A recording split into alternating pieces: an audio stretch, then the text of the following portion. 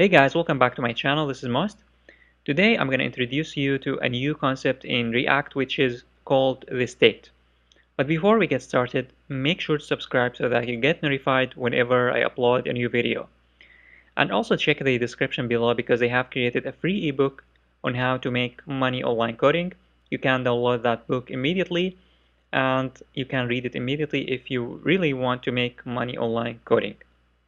So let's get started. Earlier, I have told you that properties can only be read. They can only be created, but they cannot be changed. Once you have passed the name and the website and the car here, you can't change them. What if we want to change them? How can we change them? If you want to change a property, you should actually use something else called a state. Instead of using a property, you should use a state for that element or that piece of data that you want to change its value.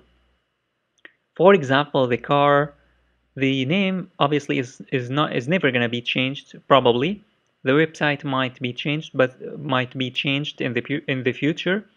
The car also can be changed in the future. Therefore, if you want the car to be changed, instead of using a property to pass the car, you can use a state. How can you create a state? For the car, you can go to the component itself, and in the constructor, you can access something called a state by using this dot state and then equals to an object.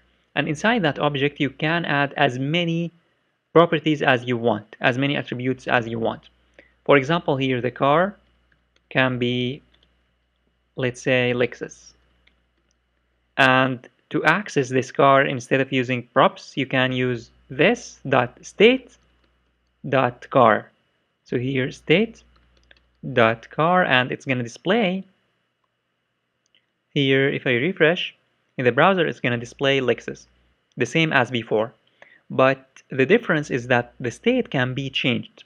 So in order to change this value, you can use a built-in function called component did mount, and this function is called automatically after the constructor.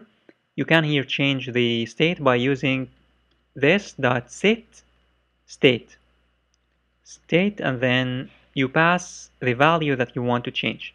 So you want to change the car to something else. So car Mercedes.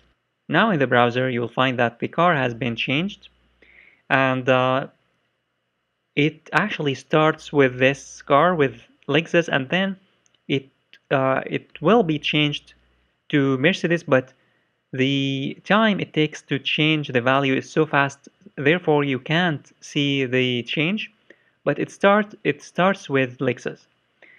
And you can change the value later by using a click button, a click event. You can change the value, but the point is that if you want a piece of data to be changed throughout your application, you need to use the state.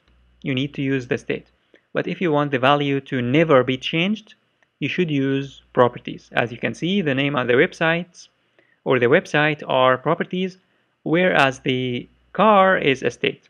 So this is the difference between the state and the property or properties. Properties are read only, whereas states can be changed.